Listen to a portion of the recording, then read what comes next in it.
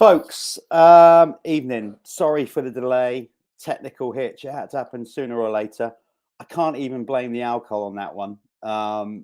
Yeah. Anyway, it doesn't matter because this is what this show is all about. You know, a little bit off the cuff, a little bit messy. That's how we like it. Talking of messy, first and foremost, thanks obviously to Bell for getting behind us.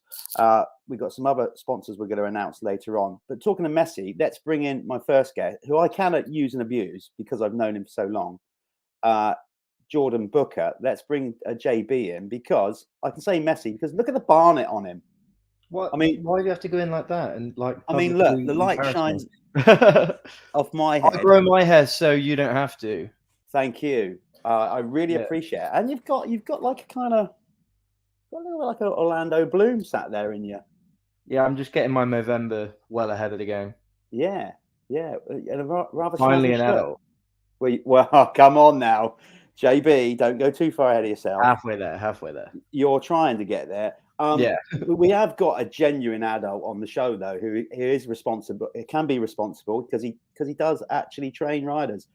It's with great pleasure that we are going to bring on Rob Beam. Rob, welcome to the UK. Kind of technically.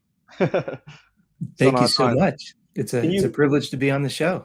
You can hear us all right now. Then that's all good. Yes, I can. I'll take full responsibility for the technical difficulties there. But JB, he saved the day there. Gave me a couple little insights on where to make some adjustments. So thanks for the patience. He often does, you know. He kind of hides behind this tomfoolery, but he's quite switched on, really. Which is why I've got that. Yeah, which is why I've got him on the show.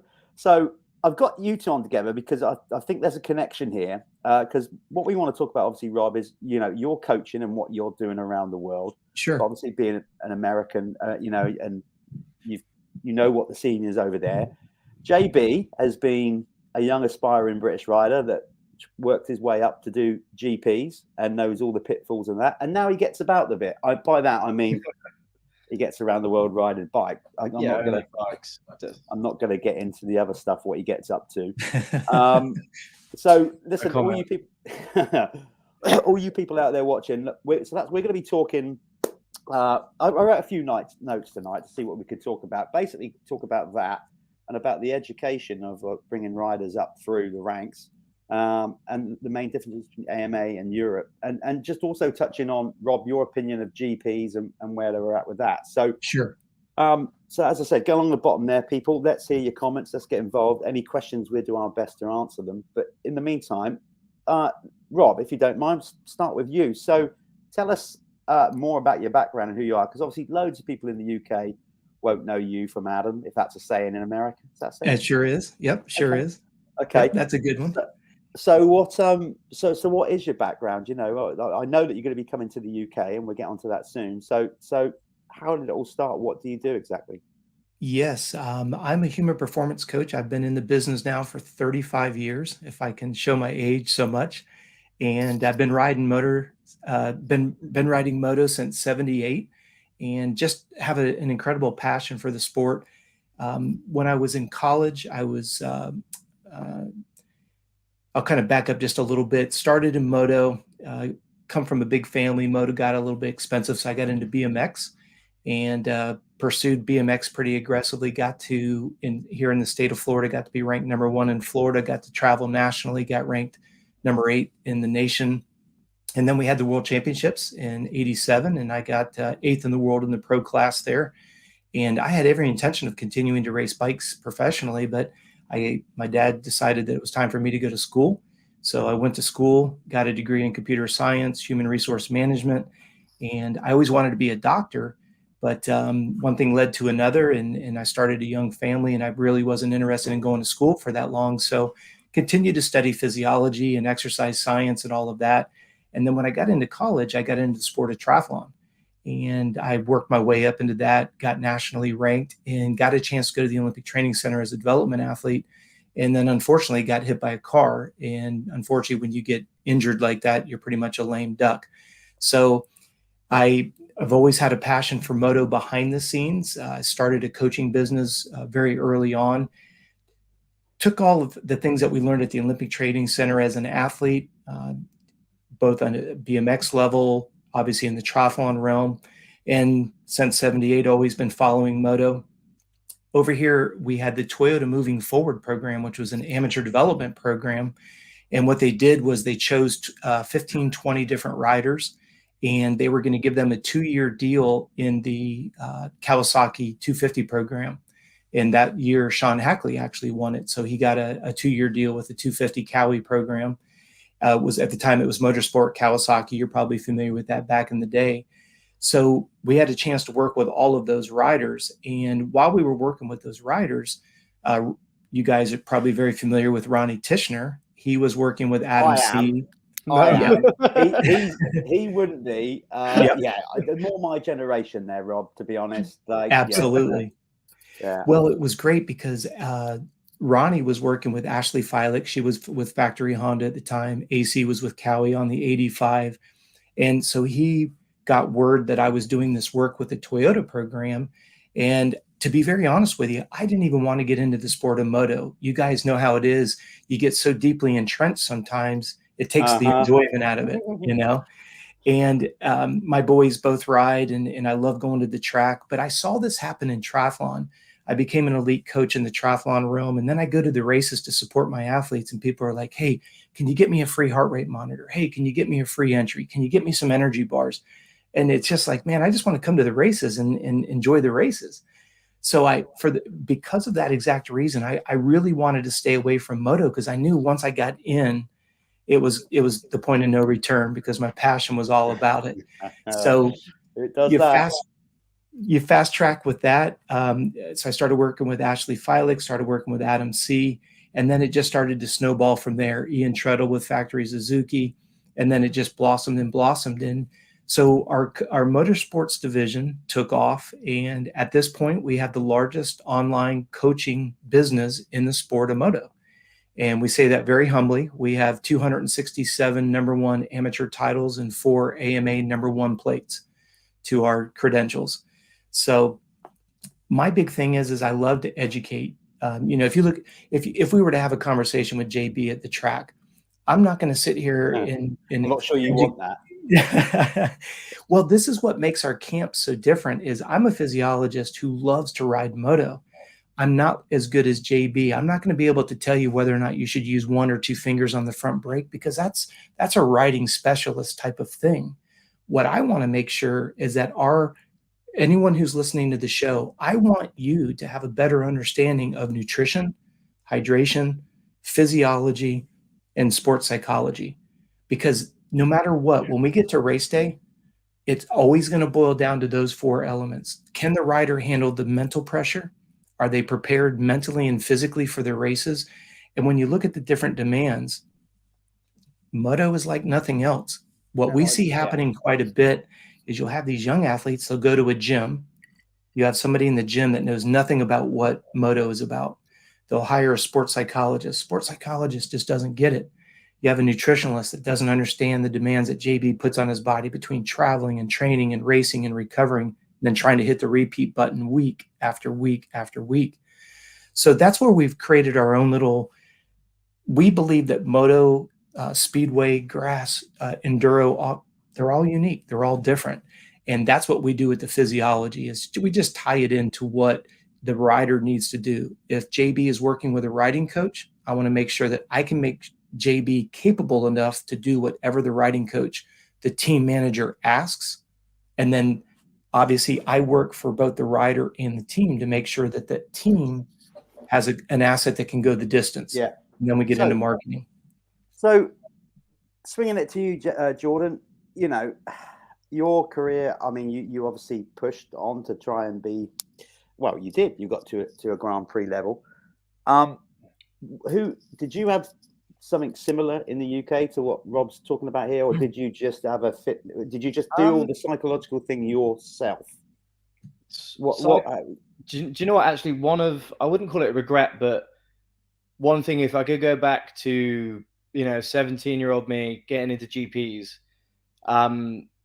the one thing I always say I'd go back and focus the most on is that psychological side, which is so easily and vastly overlooked, in my opinion. You get people that I don't want to say any names, but even at Supercross level, GP level. There's guys you watch and, you know, they're on fire one weekend and then the next week they're struggling.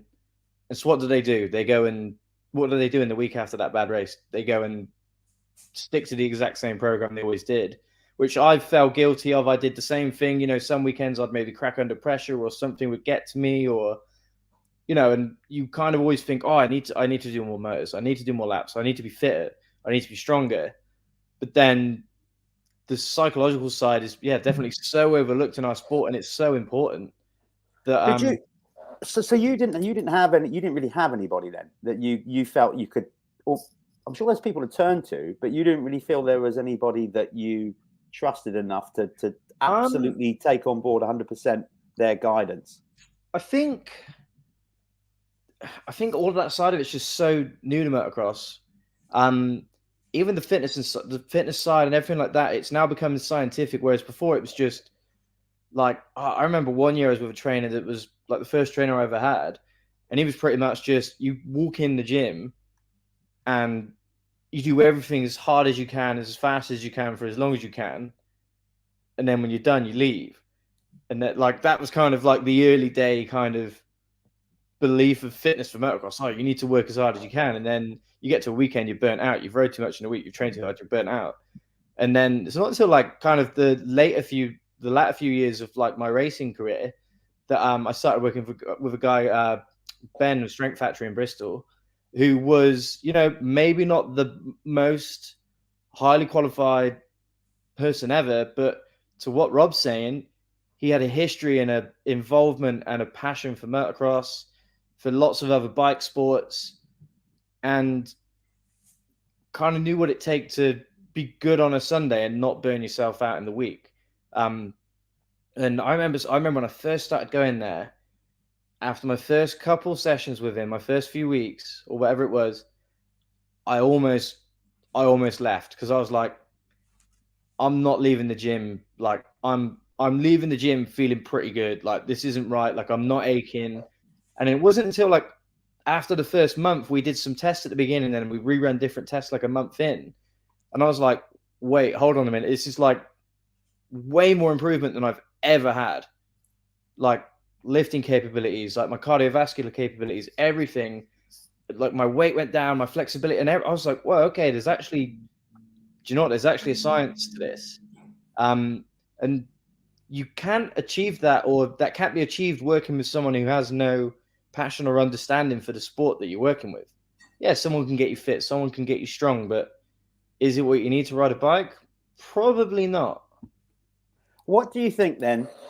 Fairness to you then, Rob. Like I said, so there's Jordan's take on it, you know, and it's interesting to know that, you know, because when did you come out of school, boys, Jordan, and start pushing towards doing GPs? What year was that? I guess 2010 when I was 16. Kind of made the jump to do the EMX, what is now like the EMX 125 championships. Was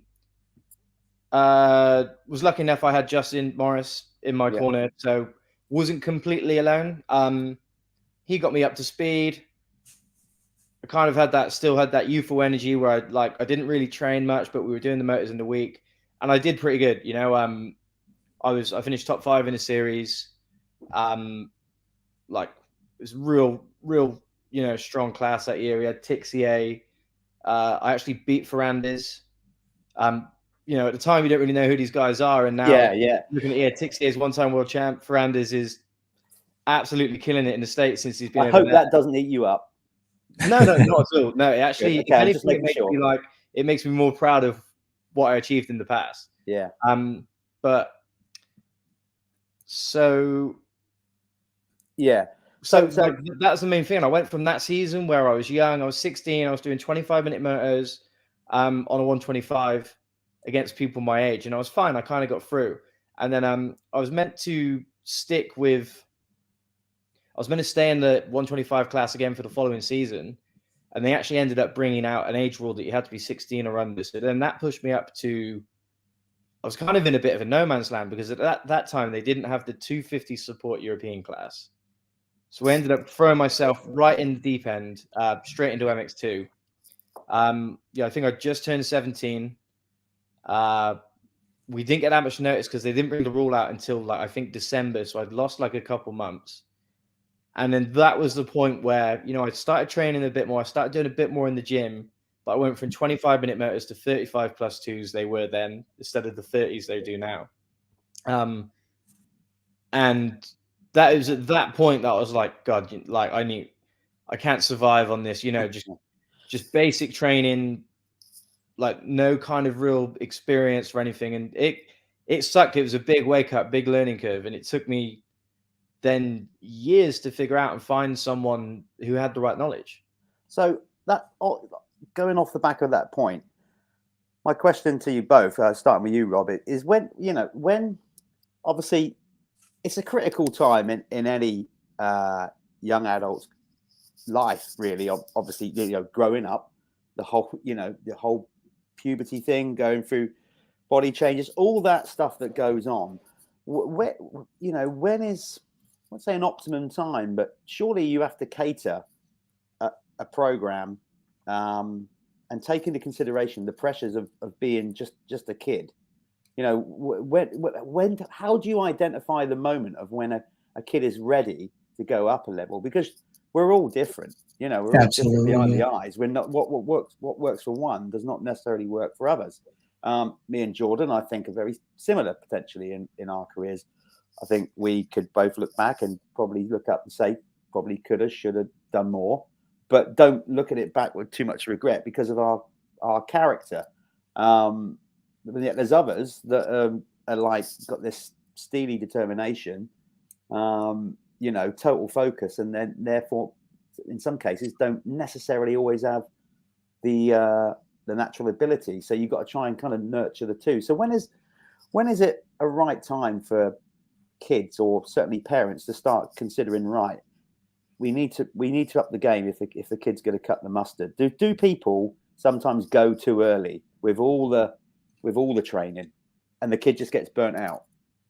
Yeah, and that's probably the key word right there. You know, like what JB said, when you look at the mental side of it, what do they say about pressure?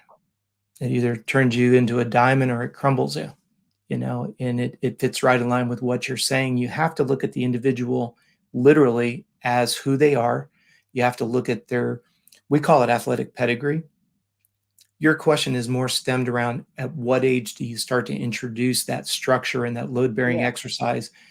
And there's a lot of nuances that go into that, because it is the sport that we're talking about is such a young man's sport. So that plays a significant role. When is there an exact time? It goes back to what JB said. You have to do some baseline assessments. And I know for some of the parents with the younger children, they're thinking, oh goodness, you're going to immediately submit my children or child to testing. Yes, because of what you just said. We want to know, where is that fine line between, and you think about this, I can't do a podcast to the general population that says, hey, look, if your children have not hit puberty yet, you should put them under no load-bearing exercises whatsoever. Just do straight body weight. But we're in a sport that involves the weight and the distribution, the inertia of something that is not a ball and stick sport. So the rules have to change. The variables have to change. It goes back to like what JB was saying. You trying to find somebody that has all of that information is what has plagued our sport. Look at the attrition rate in our sport. It's at an all-time high, because you do have, it starts so young, but it is such, we call it a chess game. There's so many nuances to the science of winning and performing consistently. It's not just about who's got the fastest piece of equipment, who's got the fittest athlete. It's putting it all together on game day. Yeah. You know, I want the listeners to think about this. Think about a 1,000-piece puzzle. You know, you pick up one piece of the puzzle, you don't use it just once. You may pick that piece of puzzle up 100 times before you finally find where it fits. But we all can visualize what the finished puzzle is going to look like. You want to be an MXGP champion. Great. We can look at, like what JB was saying, we can look at Ferrandis and go, okay, that's the puzzle that we see it as of today, but we didn't see that puzzle back in 2010. And that's the difficult part, is if I'm working with JB and I do some baseline assessments and I realize physical strength, he's got it. I look at his his aerobic capacity, he's got it. But under pressure, he focuses on everybody else but himself, and he has bad flexibility. I now know where I need to start my focus. I need to focus on his biggest opportunities, because I know it's a bad cliche, you're only as strong as your weakest link. He could be an aerobic monster, he could be a strength monster, but he's mentally not ready to handle it, not because he's not capable, he's just not been properly trained. I'll give you a perfect example. You know what? This is good stuff. I almost wish I could turn back the clock and put you two together about 10, 15 years ago. I appreciate it. Yeah. But you know what that actually goes? I'm just looking at the comments here from is it Ian Chesterman saying, you know, bringing up I'm in the same shoes as you, Ian. Don't want to say anything offensive to Conrad. You know, I'm a really good friend of his. Back up. There we go. Yeah. An absolutely ridiculous talent. But he probably is the best current day example of, you know, having all of the speed in the world, the fitness. Like, honestly, his natural raw speed is second to no 250 rider in the world. Not talking just British, I'm talking GPs. Even in America, his raw speed is ridiculous. Talent, you know, nobody doubts that. But like you said, he can win by a minute round Cullen. Yeah. And then goes for GP. And, you know, he's doing a lot better this year. I think he had a 6th and a 9th over the weekend at Argentina. So his bad days aren't as bad as they were. But still comes down, you know, is that a mentality thing? Is that a psychological thing?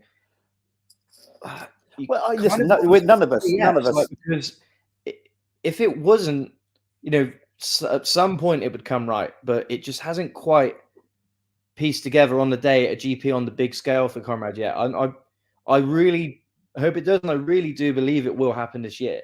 But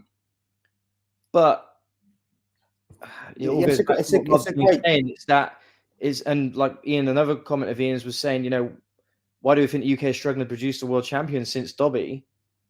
It's so freaking hard. Like, you can be fast, you can be fit, you can be strong, you can be all of the right ingredients, but then, you know, you're lining up and there's, okay, the last couple of GPs have been a bit quiet, but normally if there's 30 or 40 guys on the line, you're lining up against 30 other guys that have got all of those same, like, capabilities and properties that you do. And it's you know, to, like Rob was saying about the pieces of the puzzle, it's so hard. I go back to, you know, I had good speed at times, had pretty good fitness, good natural ability, good bikes some years, but then, like, you know, you can get within that 5%, but then the next 5% where your world champions are at and your top 5 guys is that's somewhere where all of those pieces of the puzzle are perfectly laid out, which is, you know, very hard to achieve, but clearly some people can make it happen. But it goes back to, you know, you go back to their childhood and all these little things that happen throughout their racing career. Like, maybe they avoided some injuries that helped them, or maybe they even got an injury which actually long-term helped them in a, like, psychological strength way. Or, you know, there are so many elements of that. There's so many pieces to the puzzle. Yeah. That it makes it makes it exciting. And with the, you know, with how hard it is, that's what the Conrad thing is, we're all in agreement of that, you know. Unbelievable talent. Jordan, we've been where he's been running, we've been to his track, you know, whatever. Yeah, like you said, just a phenomenal talent. And this is the thing, everybody wants Conrad to do well. We've all got riders that around the world, everywhere, there's riders where we go, God, the kid or that man is so good. Why can't he piece it together? But the pressures, you know, of that, I guess, you know, get to you. And one of the things, Rob, that maybe you can answer here, I guess, in a modern society as well, maybe there's more scrutiny than ever, you know, with social media and stuff, and maybe that adds a whole new thing, because, you know, being a celebrity almost in this day and age, you know, you're best not to look at some of the comments, I'm sure. And it's the same with a motocross rider, I'm assuming. You know, like Adam Winslet has come up with a good one here, you know, like, does Rob advise advisors to keep off social media, phones, etc. at the races? Does it affect their performance? I mean, you know, that's a real valid question, because, you know, it's not going to do your confidence any good if you are reading people's, but basically onto you, slating you, saying you're underperforming. It must get to you.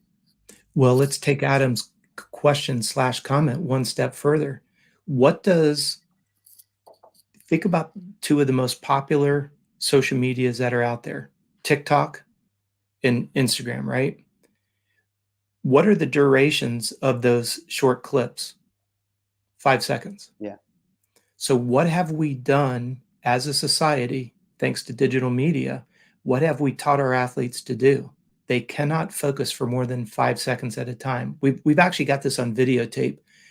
Go to the starting grid and watch when the 2-minute board goes up. Watch when it goes sideways and watch the visors on the helmet. They're looking everywhere. Nobody knows how to mentally focus. That's an interesting point. That is really interesting. Because exactly to what Adam is saying.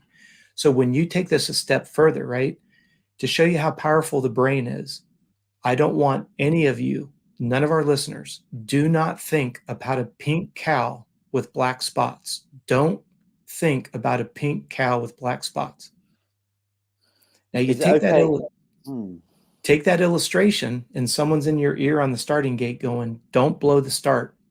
Don't go down in the first turn. Don't miss that second shift.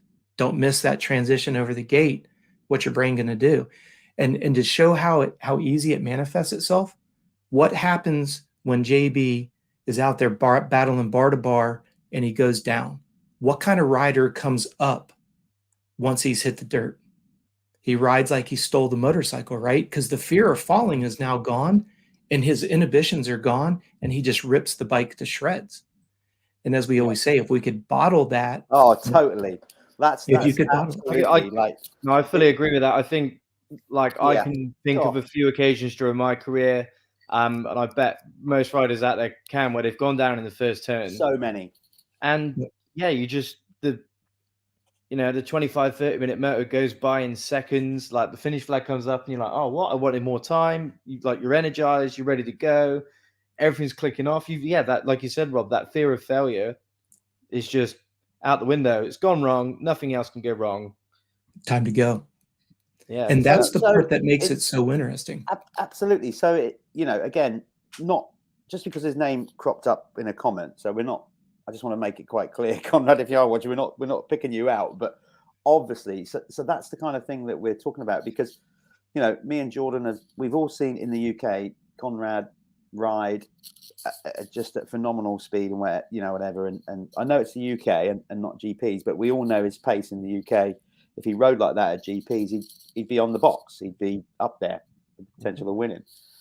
So we're just trying to get to the bottom of what I'm sure Conrad is too, why it doesn't work for him. But it's all these kind of things that potentially might add up, and exactly that, like that kind of, if he could just go to those events and ride like he stole it with no inhibitions, we all know that he'd be up there, and he'd be a title contender for sure. But it just seems that's where stopping him right now. That's where, think about when we dyno a motor, we get all the telemetry out of that motor. Where does it create peak horsepower? And you can make some adjustments to make that motor do what you want it to do. That's my job as a physiologist. And this is for listeners that, whether you're a young rider on an 85 or you're a weekend warrior that loves to ride in the bush, it's relevant to all of us. The bottom line is, at the end of the day, this gentleman that you're speaking about with Conrad, what I would be intrigued is to have him wear the heart rate monitor when he races and compare the average and max heart rate against what he does in training and see what that disjoint is. Because when we look at the average and the max heart rate, you got to think about what is affected by those two numbers: sweat rate and consumption of sugar, stored sugar. What are the two things that will slow an athlete down? Dehydration and low blood sugar. We've done all kinds of field studies. You guys know those diabetic tests where you can prick the finger and you can test the blood sugar levels with those little sugar analyzers. We've done tests where we've actually pricked the finger and actually correlated against lap times. So we would do a 20-minute moto and we would pull them in every 2 laps and we would prick their finger and compare it against lap times. There was a direct correlation that as the blood sugar dropped, the lap times got slower and slower and slower. So think about it. You've got JB, goes to the gym 5 days a week, does it right. Goes to the track, motos down, does it right. But then on race day, he's dehydrated, he's tired, and he's got low blood sugar. Nothing that's in that 18-wheeler, nothing that's at that race rig is going to make up that gap, because the human telemetry of the athlete is out of balance. So that's the first place that I would start with JB, is I'd go, okay, we've downloaded your heart rate data from the last race. We know what your average and your max is.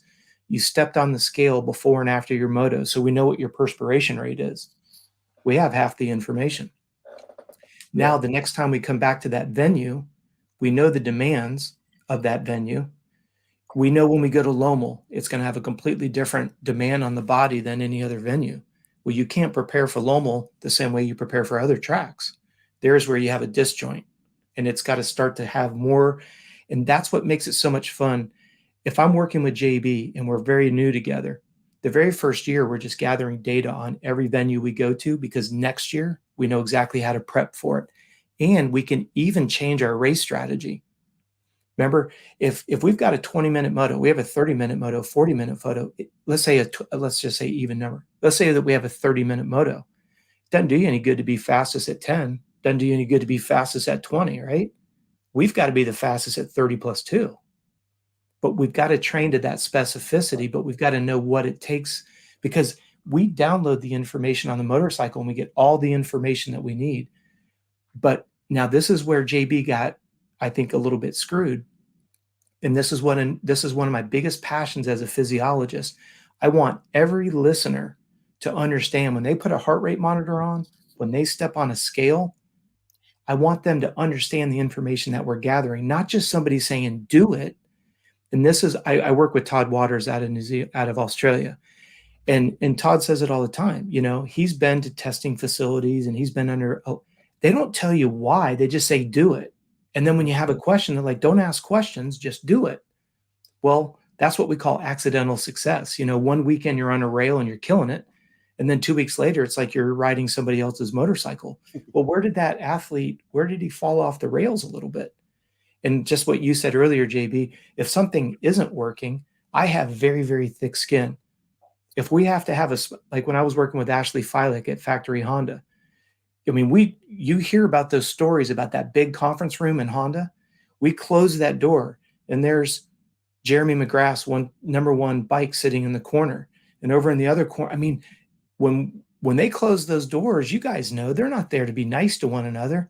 They want to know why we're not winning. Yeah. Now take it a step further. I have agents here in the United States that have finally started to recognize that what I have to offer is, Jeff, you're JB's agent. So that'd be something. Now the agents are calling me saying, what can we do? So I have a human performance report card that I do for every one of my athletes, that now the agents can take it into the negotiating table to say, you know what?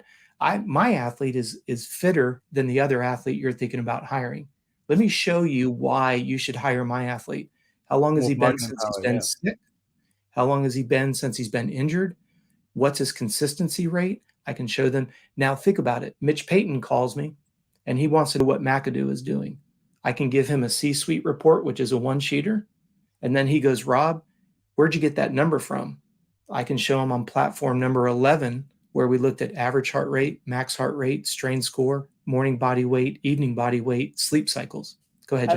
And Rob, it is getting to that stage now. Obviously, that is actually now happening. Teams are doing that on a regular basis. So basically, they're not just looking at the performance on the bike, just like Premier League football, soccer, as you call it over here. When they go and sign a player for a club, it's not just a guy. Oh, this guy's a good player. There is so much that goes into it. Obviously, who they are as an athlete, their commercial value, their age, their home environment, everything like that. So it's already now over, particularly over there in America, and I'm sure it's the same with GPs. That's the level we're now getting to, is it? Well, it is, and I'm very proud to say that we're spearheading that whole trend, if you will, because at the end of the day, what is it? I've got a team that's investing money in JB to do what? Win races and get exposure for sponsors. So every day that JB's not on the track, the dominoes go the wrong way. There's no exposure. You have pissed off sponsors. You have disappointed teams. You have managers where people are, the management team, they're breathing down their throat. Why are we not getting results? Why are we not getting results? And everybody starts doing the finger pointing game instead of going, wait. Let's crunch the numbers. Let's really look, because at the end of the day, who's riding the motorcycle? A human being. What are the limitations of that human being? Is it, because you got to think about it. Strength without flexibility is of no value. So, for example, I can get JB's strength to weight ratios up by 2.6%, no problem. But he's got a right tight hamstring because of a broken femur from 5 years ago. So every time he lifts that boot in to go into a right-hand turn, the hamstring is so tight, it keeps pulling his foot down. So he keeps dabbing his foot. And now we have nagging knee injuries. The knee injury is not a result of dabbing his foot. The knee injury is a result of a tight hamstring that pulls the foot down, that dabs the foot, that tears the knee up. Do you think the manager cares about that? No, the manager just wants JB to not dab his foot so he doesn't tear his knee up so he can go out and race. So now we build stability and durability in an athlete that a team can market and manage. An athlete can make more money. A team gets more notoriety. I had an OEM that contacted me, and they said, can you help us understand that if we make an adjustment to the bike, what is the energy ramifications on the athlete? And the answer is 100% yes. So if you go and you just stuff a bunch of stiff springs in a bike, I can show you what kind of fatigue effect that's going to have on your rider, because I've got bench line numbers on your rider. I know what he's capable of. And then when you make an adjustment, I can come in and I can show the manager, anybody that's involved, an RD, R&D, anybody. But at the end of the day, you have a team owner that's trying to win races through the management. I need to make sure that I can work with the rider to get a report to the management, and then I can help the rider understand what he's doing. And then collectively, nobody can beat us. But that's what needs to happen, is the rider needs to know, hey, why is this working? You guys may have, I do a lot of different podcast shows. You may have heard me say this comment before. I don't believe winning the first championship is difficult, because it's like the end result of a puzzle. We know what we were trying to create, a champion. Once we figure out the process in the system, that's my job, to serve the rider, the athlete, the rider, the team manager, the owners, the OEMs, and all associated sponsors. But here's the hard part. I have to earn the trust of the rider during that ascent, because once we win the first championship, what's the first concern? How are we going to do it again? Yeah. Well, if you don't know what you've done to get there, how are you supposed to build it? And that's where JB's frustrations came in. 1 year, good. Next year, not so good. One weekend, good. One weekend, not so good. I call that accidental success. Yep. 100%. I want Jordan to know why he won. I need to explain to the team manager how we won. Now, granted, sometimes things go sideways, right? Everything's looking good in training, and then all of a sudden it goes sideways. But that's okay. That's why you have a closed door meeting and go, so what do we do? You don't gut the program. You just make some minute adjustments. That's all. So it's cool to see so many more stats and numbers come into it. And like you were saying with having the numbers to take to teams, to take to for bargaining power for riders and that. I remember I can't remember which movie it is, but shows in like American football how they literally have formulas which work out who some of the team owners are going to pick. Like instead of them actually going, oh, I like him or he's done this, they actually have like stats that create a score, and it's not just based on number of touchdowns or number of games won. It's based on how many injuries did he have, how many games did he miss out. Like you said, that throughout that year of trying to win and trying to gain exposure for brands and for teams and everything like that, all of those pieces come into it. I suppose they have to, don't they? Like it was like almost like Moneyball or the NBA draft and stuff like that. I suppose everybody has to do so much research when you go to invest that amount of money, exactly. and it's starting to come like that, isn't it? I mean, particularly Rob in AMA motocross and Supercross. I think that there is as much as we want to say and believe that MXGP and EMX motocross is the same. It's not quite the same. I don't think, in the fact that the structure now to get into MXGP is not like it used to be. Back in my day, before Jordan, I was the generation before Jordan. You had to establish yourself in your own country and get on a grading list before you could go. Now, of course, there's varying ways and the money involved, and now a lot of teams are taking paid riders. So it's more, sometimes it's not about the talent anymore. It's about if you've got a great private sponsor or you've got huge investment. That's happening more and more. Obviously, AMA motocross, you have a little bit more of a chance because you still got Loretta Lynn's and all the amateur program. And of course, over there, manufacturers, no doubt about it, and brands jump on board with riders, youth riders, much earlier, and really do support them. You've known this, obviously, having worked with Adam Cincerello.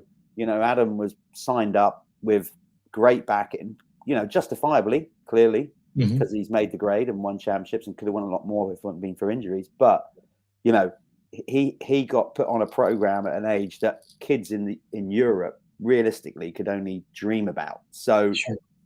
does that help or does that hinder? Because as a 13-year-old, 12-year-old kid, or whenever you started working with AC, he's got to deal with that. He's already getting money.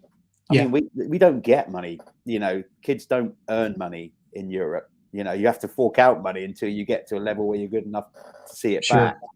So, how do you deal with all that? I mean, do you have to distance yourself from the parents? Do you have to work with them? Is that even in your role? How do you deal with that? Yeah, the parents play a significant role. I worked with Ryan Dungey the year he left Suzuki and went to KTM. And I want you guys to think about this scenario. Our number one competitor was Villopoto. Villopoto had already been on Cowie for a couple of years. And if you guys remember him on that Cowie, especially in Supercross, how he could turn that bike with that rear end. Oh, yeah. So think about it. I pick up Dunge. We go to KTM. That first year that we went to KTM, it was a stink bug in the whoops. If you guys go back and you watch the opening I've never rounds. heard a KTM called a stink bug. Yeah. But that's great term. And so what would happen is, here's Ryan that comes from a Suzuki that turns on a dime. He goes into Supercross where you don't have that ability. We've got the rake is so far apart. So the whole dynamics of the bike. And I get Ryan just as he goes. Now you got to go back in time a little bit. KTM was not established. Roger had just left Suzuki. Everybody thought this was just a completely debacle of a decision. It goes back to what JB said earlier. So you got that little bit of negative doubt. Everybody's kind of timing, this is a suicide. This is a suicide. This is career suicide. We jump against Villopoto on an established platform of a bike, and we have to try to dethrone them. That's quite a bit, right? Because it goes back to what you said, Jeff. When I was working with AC, I lost Adam C. When Mitch pulled him off the 85. I lost Adam to Alden because at that point, Alden had Villopoto, and they were training at Grant Langston's place.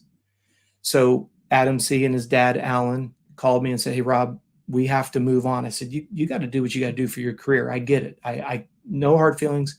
I get it. You get a chance to ride with this guy called Villopoto. That's kind of good. So yeah, go ride with him. You know what I mean? Yeah. So the long and the short was my phone started ringing off the hook. And the question was, how do you think Adam will do now that Mitch has pulled him up to the 250 class, obviously very, very early? And I said, my only concern with Adam is he's never been injured. And JB already alluded to this earlier. There's this awkward sense of confidence that comes from injury and adversity. Because, once you've been through it once, you know what to expect. Well, for all the years that I worked with AC, the only broken bone we ever had was his sit bone. He looped out and he broke his sit bone. And my only concern for Adam is if he gets hurt, does he have that mental resiliency to come back? Because he's never had to overcome something like that.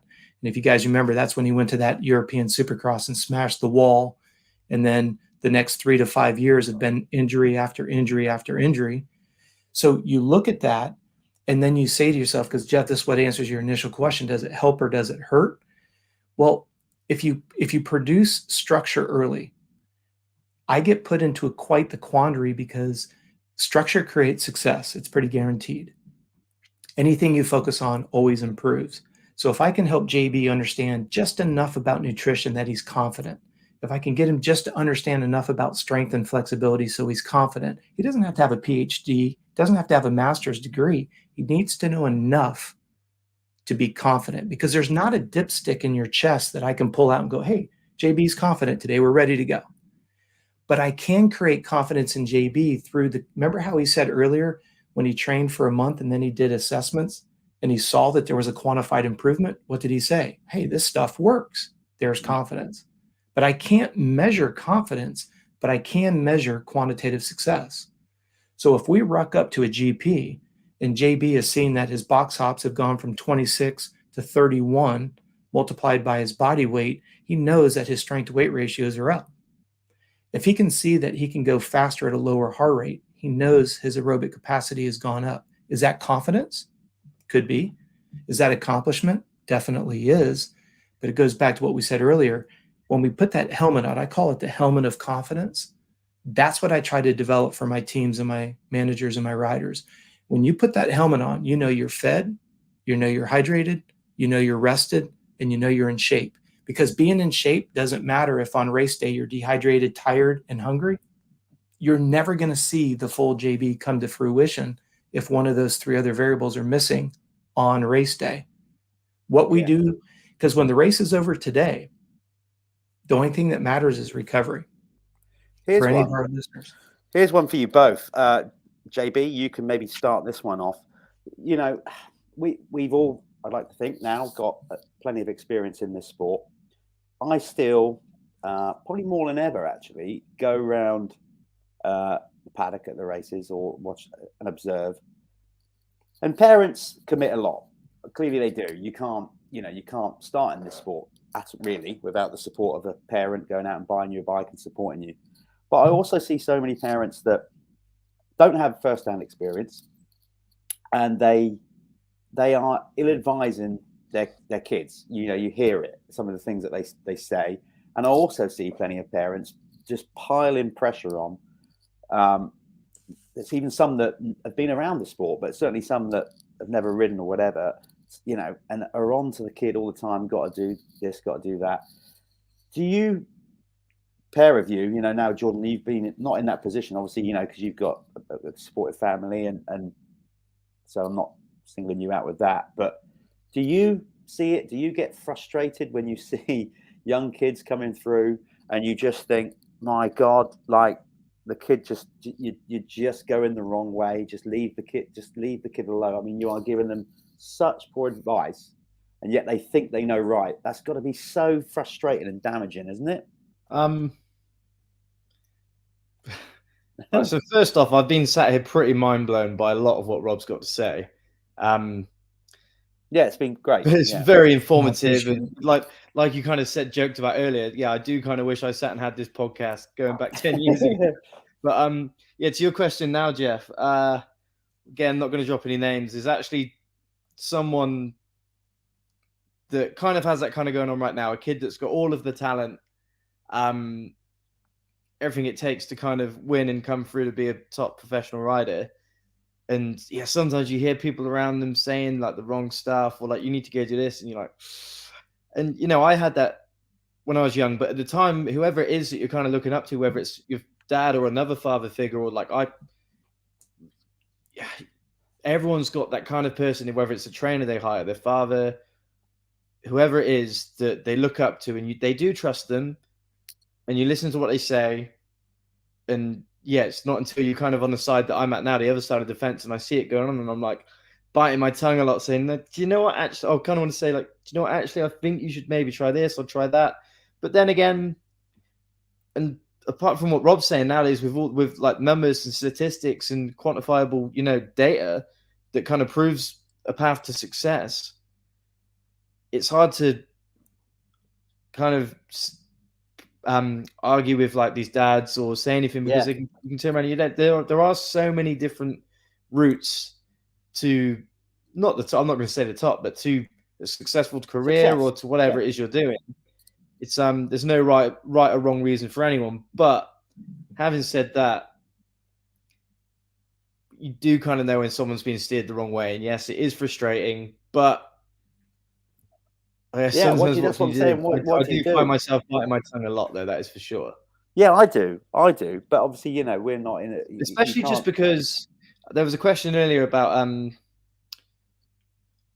I think it's one from Ian again saying about us struggling to, we haven't produced world champion since 2001. It's been 21 years now. Okay, we've come very close. Max finished second in the world. Max Anstie, Tommy finished second in the world 2 or 3 times. Three times, right? 50. I mean, 4. A lot. We've become close, and on Tommy's argument, the people that he just so happened to finish second to every time were always some of the best people ever to ride a bike. He finished second once or twice to Crowley. He's finished second to Marvin Muscan. He's finished second to Jeffrey Hurlins or Kenny one year. It was one of the two. But going back to like what you were saying, a lot of it, like you said, being the frustration from parents saying the wrong thing, stuff like that, is from. I'm really passionate. I really want to see British kids succeed, and it's hard. It's hard, that whole gap, which someone else has left a comment about, the gap. Saying go back to Conrad, the gap between British and world level. Brett Corbett, it is a huge gap. But every now and then we get that talent that comes through. Perfect example at the minute is Charlie Heyman. He's just won all 4 motors at the MX Nationals on the weekend in the 125 class. He's won all 4 motors, the weekend before at the British Championship opening round, with lap times to put him quite respectively up there in MX2.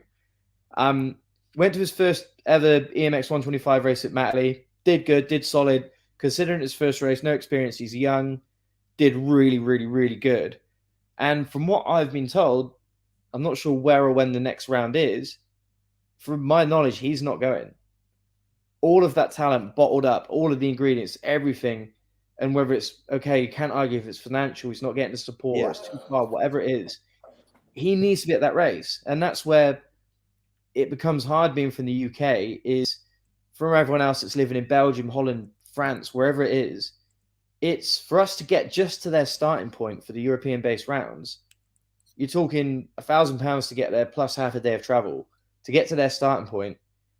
And it doesn't even always come down to the financial side of it for some people, but it's just the effort side of it. And the people in Europe just seem to have this mentality where they live and breathe motocross. These Dutch and Belgian kids, they don't do anything else. They go, they ride, they train, they sleep.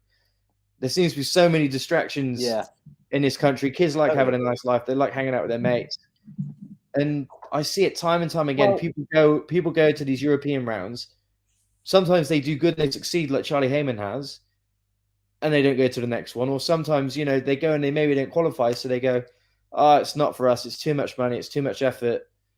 We're not going to bother trying. Whereas sometimes if you just stick at it, eventually, 9 times out of 10, Rob had a quote a minute ago, and I can't remember what it was. It was about a path to success. We're gonna have to all watch this back, everybody. Yeah, I know. Listen, basically what I'm saying, it's a shame to not see more British riders make it to international level. Okay, but there's a lot to it, and there's a lot of frustration behind it from anyone who wants to see him do well, like myself. That's true, JB. I totally agree with that. With that in mind, then, and as I said, I'm not going to get into. We haven't got time tonight because we'll wrap it up shortly anyway. But like. Is it because maybe even more now the prize at the end of the rope to go and race in like the MXGP or European Championship? Is that even there anymore? As I said, it's so hard to get into you've got to be into the real high echelons of the sport to even see starting money coming back. When I say money, not that you should be motivated by money. That should not be your initial motivation, obviously, but the effort and commitment that goes in and the risks, you've got to get in those top few now to see any kind of real money coming back where you could potentially set yourself up financially for when you finish racing, and maybe, I don't know, I'm just saying, like maybe some parents and some more parents than the kids are starting to really look at that. I mean, as I said, I know there was in Argentina at the weekend, but what's the end goal there? What's in it for them? 12 riders on a line?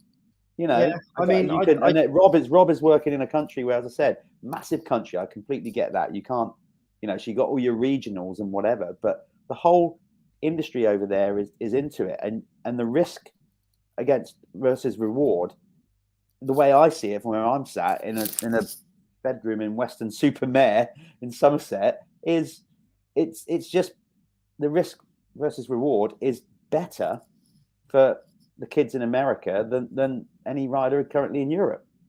Sure, that's just the way it seems to me. I do agree with that. There is definitely more. I'm not saying the top guys are really on much more than, say, the top, like the likes of Hernings, the guys are on over here, but it does filter down definitely more fairly because, well, for instance, if I was to go and borrow a bike in California next week and fly out there and want to go or not next week, in 2 months' time, and want to go race Hangtown, which you probably will. Yeah, great. But if I wanted to go do that, if you do that, apart from if I had a bike, Rob's there. I know the guy to speak to. But what I was about to say is, if I was there and I did want to do that, or if a California native or any American native wants to go riding outdoor, you pay your license fee, you pay your debt, you pay your entry fee, a couple $100, you're in. If you make top 40 and you signed at the contingency and you get your pay money, you're automatically going to get, I don't know, $500 to $1,000 back. Right. If you make top 20, you get a bit more. You know, you've got that incentive straight away. Whereas in a GP, if I wanted to go race an MX1 GP this year, it normally works out about €1,400 per round in entry fees, licensing, transponder hire. Say it's normally when I used to go and do a one-off race, say at Matley Basin, that was €1,400 to go and ride around the track with no incentive other than at the end of the day, your dad's either going to pat you on the back and say well done, or you're not going to speak to him for a week. That was what you're up against. Like you said, no one gets into the sport at the beginning for a financial reason, because they'd be stupid. You're doing the wrong game. If you're starting motocross thinking we're doing this because we want to make loads of money, you're in the wrong game. There's few people that do. They do make enough to retire. But at some point, there does become, when you become a young adult or whatever it is, there does become a point where you do find incentive in money. And like you said, with GPs, there is no incentive. Yeah, okay, if you're running top 5 and you've got a team bonus on the weekend and you're being paid to be out there, that's your incentive. It's your job.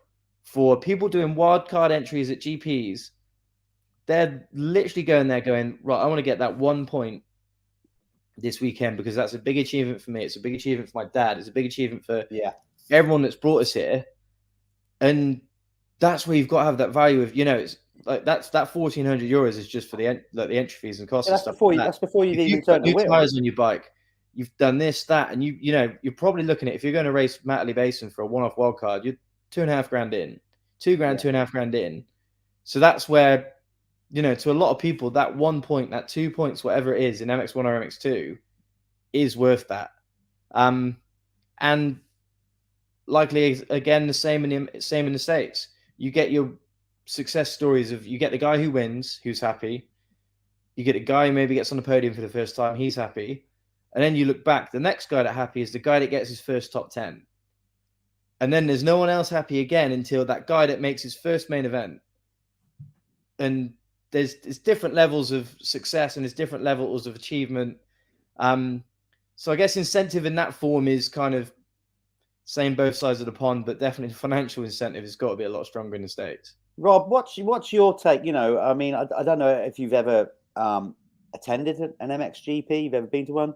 Not yet. Not yet. Well, yeah, I think you should start going to some. I think your services would be more than welcome with some of the riders. But you obviously observe it. You know what's going on. What's your kind of take on it? In regards of, obviously, as proven at the Motocross of Nations, when it comes to sort of motocross, maybe it's because of the long season that the guys do with AMA Supercross and stuff as well. But over the last few years, if you go on Motocross of Nations results alone, then obviously European stroke world motocross seem to be, in a good place.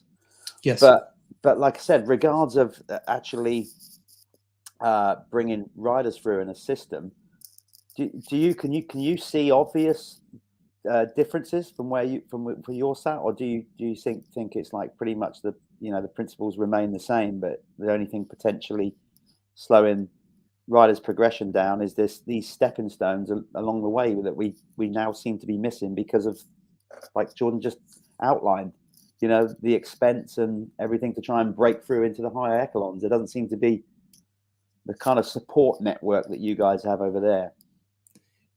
It's an interesting subject all the way around. I worked with Alex Martin and Jeremy Martin when they were on small bikes, and I would always have conversations with their dad, of course, that owns the Millville track. And we would always say, in my world, the way that I look at racing is there's only two things that would keep an athlete from reaching his or her full potential, and that's an injury or an illness.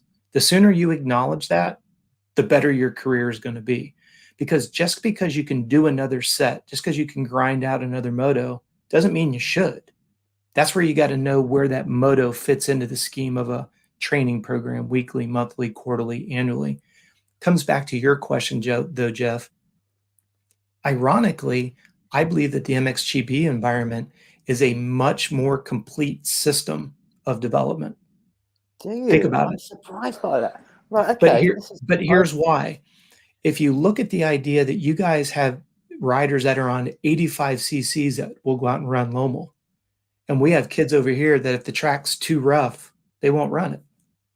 And you have such shorter races in an amateur program as well. We just had Daytona Supercross here 2 weeks ago, and the amateur races were about 6 minutes long. Yeah. So think about the frustration from the parents. They'll drive from California to Daytona Beach in Florida. They'll drive 2.5 days, and they might put on 20 minutes on their hour meter. They might put on 20 minutes on their hour meter, but they've driven 2.5 days.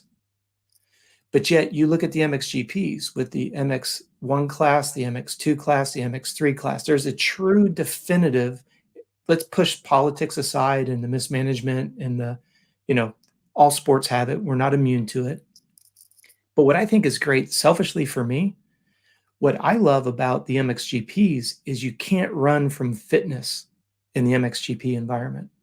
You're going to grind in MX1, 2, and 3. There's a demand that's established that will not be adjusted. And if you think that you're going to come in and just trip into accidental success, that's where you get bit by the system. Yeah. So I think the MXGP has a better development system because it's very well defined. It's almost like Formula One racing, right? You have the F1, the F2, and the F3 class. Same rules apply. So you have to look at those successful models. Now, again, where the money is being taken out and not reinvested, and we're not seeing the growth of the sport and that organic foundation, that's another issue. I own 3 amateur teams. I have one in Australia. I have a small one in New Zealand, and then I have a team here in the United States. And all it is it's an amateur development program where I reinvest in young riders with the goal of taking them from a 65 to an 85 to a 125 and ultimately up. My last rider that you guys may or may not be aware of is Logan Best. Started with him on a 65 with factory Yamaha to the 85. He's now on the 125, and he's on a fast track to a pro program. That's my goal, because unlike other ball and stick sports, we don't have a junior development program for motocross. There is no development program for Supercross. You just kind of trip into it. Yeah. And if you get like a rider D that had a nice Cowie program on the 85 250 class, sure, he could ride the Supercross track, but how many people own a complete to scale spec prepped Supercross track? And yet you're going to go try to learn Supercross with motocross suspension for the first time. So for me, I love the MXGPs because you can't hide from fitness. You cannot hide from thermal regulation. You have to be able to deal with heat and humidity. Well, if you're carrying a couple kilos of body fat, that inability to sweat is going to negatively affect your performance. So MXGPs for me, it's like the sport of triathlon. We have a very large endurance division. You can't run from a 9-hour Ironman race and an 8-hour and 8-minute Ironman race at Ironman Hawaii. You can't run from the heat. You can't run from the humidity. You can't run from the hills. And you're going to have to be pretty much hauling the mail from the beginning of the race to the end for 8 hours and 10 minutes. And even then, You might not even break the top 3 after 8 hours of racing. But that one race culminates the entire year. That's what I love about the MXGPs. We don't have that infrastructure over here. We run 6 and 7 minute amateur races, and then they get their pro card and go straight to 2 plus, 20. Yeah. And that actually amazes me sometimes when you get some of the kids that are fresh off of they'll race Loretta's for the last time, maybe win a couple titles there, and then I think normally it always falls that it's Like either 2 weeks. It's normally always Unadilla, like a week or two after. 2 weeks, Yep. Yeah. Mhm. And there's been sometimes in the past where like a kid has gone from Loretta's and then he's out at Unadilla and he's leading the race, and you're like, I actually raced some of the American Amateur Nationals in I think 2008. Okay. Raced Loretta's 1 year. So know firsthand the difference between that and then preparing for GPs. So when you get these kids that I guess are having that accidental success because they've won Loretta's and then now they're leading at Unadilla, Yep. it is almost unbelievable that they can kind of put on that kind of performance, whether they finish the race there or not. Mm-hmm. But, like you said, with the kids coming up through the 85s, the 125 series in Europe, the 250 European group, they're into MX2. They've already done 3 series running most of the same tracks. The pace and the intensity is pretty much the same.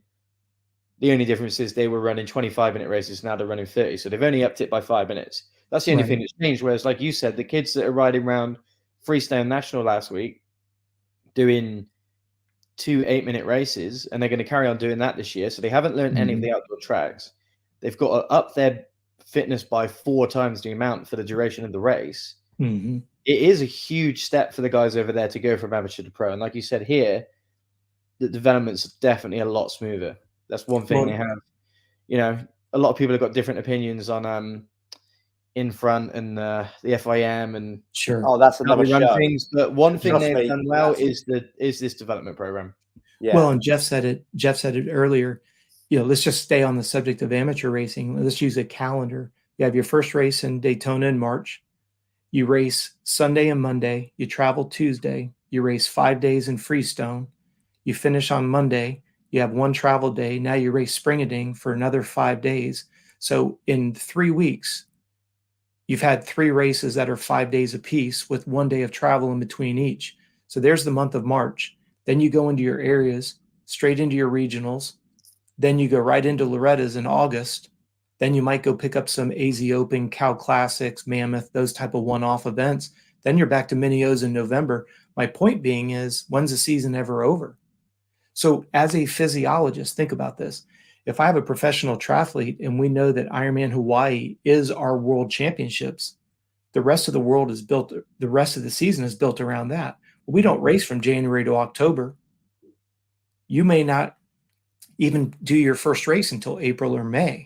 And then you might race 2 to 3 times so that you can peak. Jeff, you said it best. Look at how the MXGP guys have just taken domination over outdoors. Why? Because what you focus on improves. We are so spread, and goes back to your original question, Jeff. How early is too early to introduce structure? Yeah, absolutely, yeah. But then how long can you maintain structure? My frustration is I'll take a young rider, and as you guys both have already said previously, I won't mention any names.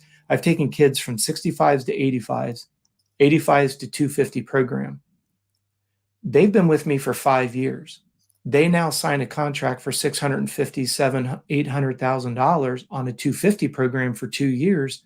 Now they're too cool for school. They're tired of hearing my voice, so I'm fired because they've arrived. They've made it. Then what happens is they get a 2-year deal. They buy trucks, chase girls, and spend money like it grows on trees. Then that second year comes up. They go into panic mode. They get injured, and then they get released. And you guys could probably name some of those people. Oh my God! Yes, especially within the recent probably 4 or 5 years, it seems to be absolutely quite a trend for sure. And so it's frustrating for me because, like you were asking earlier, Jeff, I treat each one of my clients as if it's my own child. I will never put performance in front of health. Again, without giving any names, there was a high-profile athlete that we worked with. He came to me at 19 years old, craving simple sugars, night sweats, not able to sleep, even though he was exhausted, and could not get an erection at 19. That is tragic. And And the idea though is those are all signs of adrenal fatigue. But think about where this becomes a little bit of a challenge. You hire me to build your fitness and your speed, and I'm here to tell you that there's nothing I can do, because what you need to do is sleep and eat more, and you probably should take a 2-year sabbatical. Yeah. Because the system has smoked you to the point, it's almost as if you rode your motorcycle in second gear for 3 hours and then wondered why the bike was prematurely wore out. It's the same exact way. Yeah, absolutely. Yeah. But I can't reach in your throat and replace your adrenal system. I can rebuild a motor. I can't rebuild with just a replacement part. It takes sleep and food and a right balance of stress and recovery.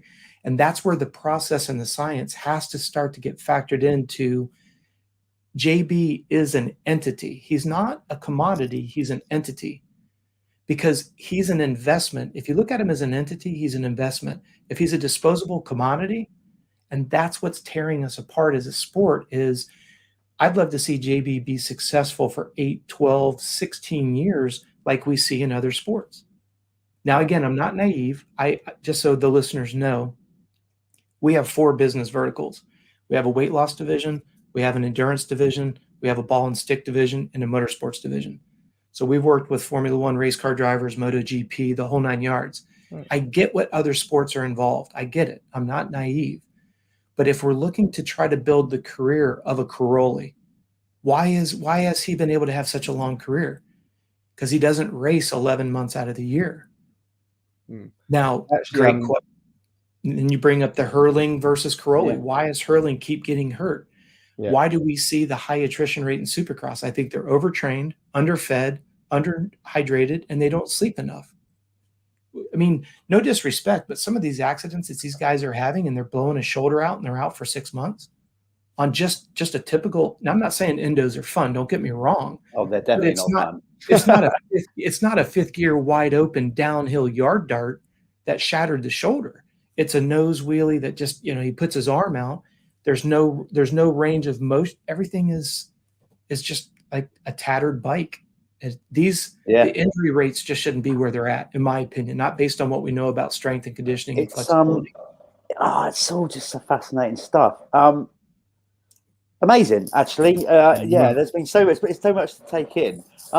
But, right, listen, before we go, because we do, well, otherwise we'll be here all night, but we'll do this again, by the way. Yes, I'd love to follow. I'll tell think you when we're going to do it, Rob. should be back on. Okay.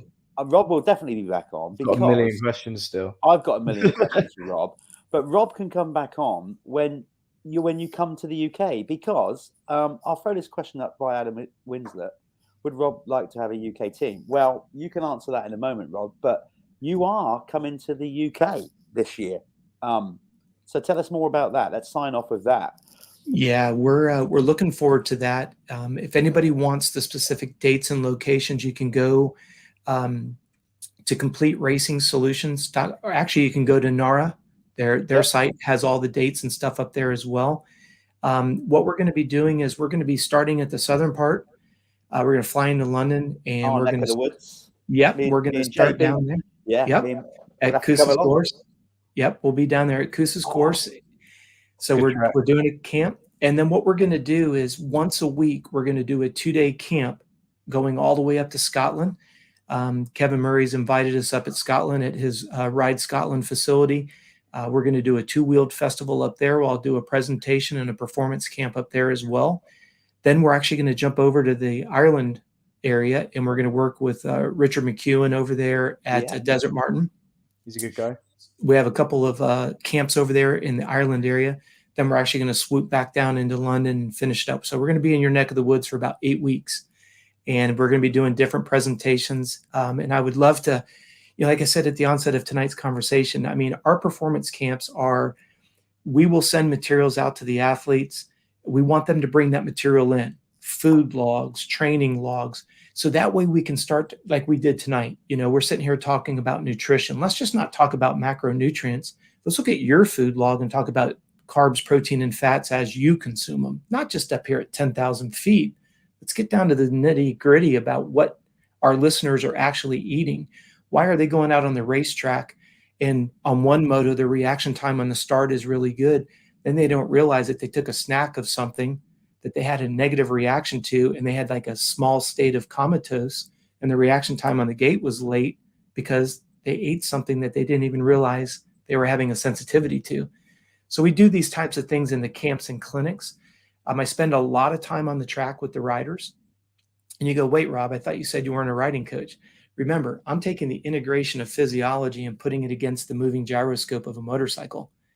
I'm not going to argue whether you have 1 or 2 fingers on your front brake. That's between you and JB, okay? What I'm going to show you, though, is do you have stabilized blood sugar so that you can listen to the concepts? I'm going to show you how to do your strength training using proprioceptive balance and other things that are specific to moto. And when I say moto, anything on 2 wheels, grass, speedway, enduro, road racing, we're going to do it all. And the idea here is I want to teach people at the very top level how to eat, drink, and sleep. I want to show you how to do strength training in the gym for strength and flexibility. And we even talked about it tonight. Wrap it all up with mental headspace. It's not one of those you can if you think you can. Rob, I don't even ride anymore. Having said that, I am doing my first race since 2012 this coming weekend. Nice. Yeah, I'm going to need your help, I think. Listen, I'm all in. This is good stuff. So, so what dates are that? Just to sign off, when are you actually coming over? Yeah, essentially we begin in the first week in June is when we'll be there, and they're pretty much every week. You can picture them almost going from the southern all the way to the northern. They're 1 week apart there. They're midweek at the different tracks. But if you go to NORA, you can actually register there as well.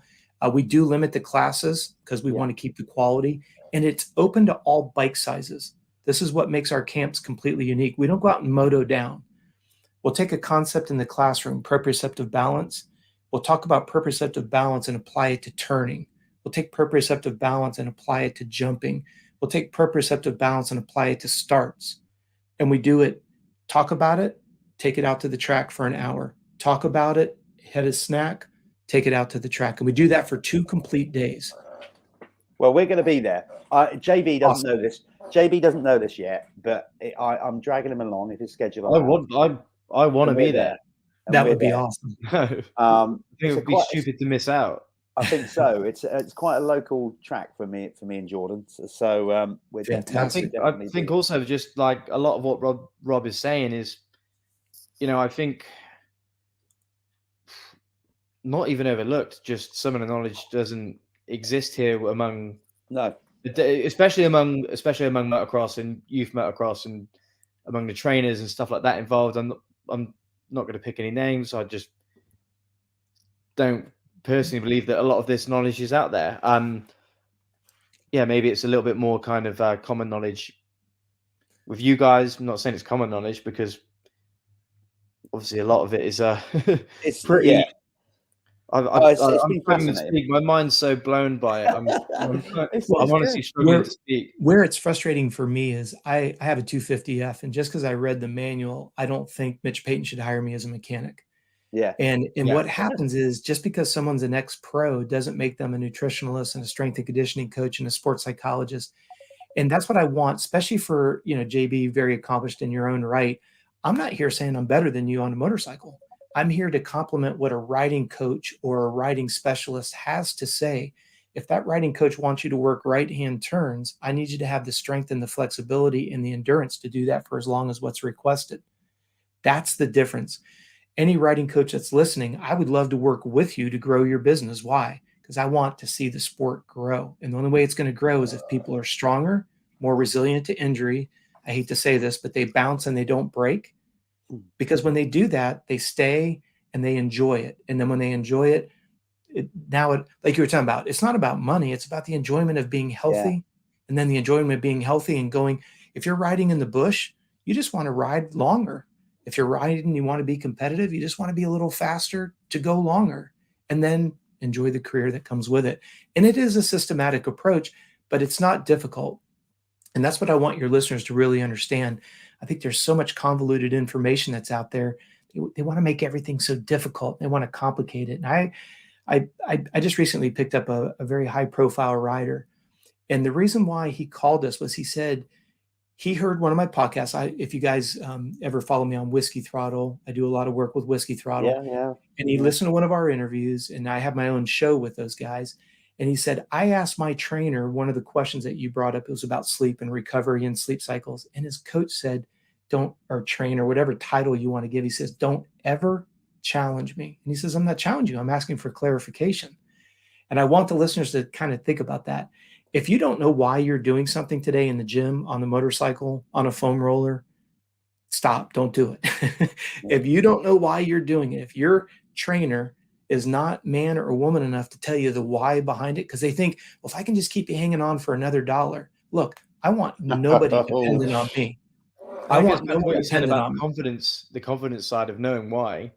Yes. And like you said, feeding people like enough information to know why they're doing it, why it benefits them, but not too much to, overwhelm them.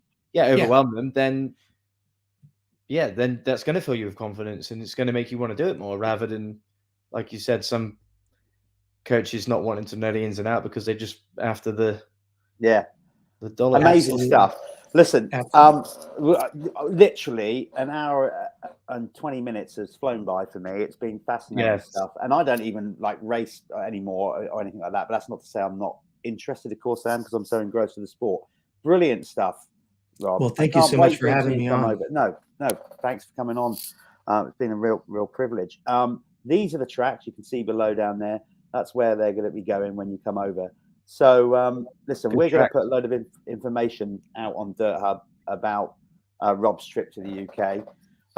Fellas, I really appreciate your time in coming on. I needed mental training to get through this, because quite frankly, for the last half an hour, I've been busting to go to the toilet, and I've managed to get through, which is incredible. Well done. It's your training, Rob, I think, is what's done that. There you go. No, that's patronising everything you're doing. Amazing stuff. So listen, we will, because we've only all just met for the first time tonight. Obviously, me and JB know each other well, but we literally met for the first time about a minute before coming on air. So can't wait to get you over here in the UK, Rob, and catch up with some more. It's been, thank you so much. Been really good. As Ian Chesterman said, I think he sums it up there. Yeah. Oh, thank you. I'd agree. I agree with that. Thank you very much. It's been really good, very informal. Yeah. And let me leave this. I wish I had a notepad and wrote down a lot. It's all right, JB. You can watch it all back. And just for the sake of your listeners, if you yourselves or any of the listeners have any questions, please feel free to email us. You can email me. It's just contact@CoachRobb with 2 B's, contact@CoachRobb.com. It may take me a couple of days to get back to them, because I do answer them personally. I don't have my assistant do it. You can imagine in my world, hey, I got a spiral fracture of tib fib. What do I do? That's not something I can delegate. And I just want the listeners to know, if you send an email, Jennifer, what I ask her to do is sort them by category and topic. Is it nutrition, injury, whatever the frustration may be? But I do promise you, I will get back to you. I can tell you right now, Rob, you're going to be getting an email within about 20 minutes from Jordan Booker. Fantastic. All right. It'll be an honor. How do I go back in time? You. Thank you guys for having me. I really appreciate it. It's pleasure meeting you guys. We'll speak to you soon. On. Right. Take care. We're gonna finish this up. See you again, Rob. Please stay online, Rob. I'll speak to you after we finish the show. So stay online. There goes Rob. Brilliant. We'll catch up with him later. JB, thanks for coming on at such short notice, my good friend. We've got a load to announce soon as well. Mum's the word, but me and JB are working on a bit of a plan. Yes, which hopefully we'll be announcing soon. So keep posted for that. I'll let you go now, because I bet that was longer than you expected. Amazing. No, that's what I was. To be honest, like you said, it flew by.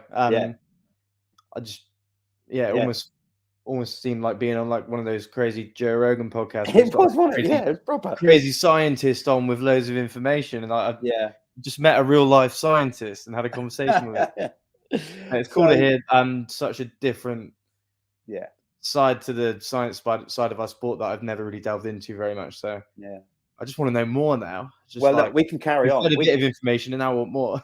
We can carry on after we finish the show. So look, get off the screen, and we'll continue after. I'll say goodbye to everybody. Thanks for coming on, Jordan. Speak to you in a bit. And there you go. A great podcast. Loads of interesting stuff. As Ian Chesterman saying, he'll be emailing Rob on Monday.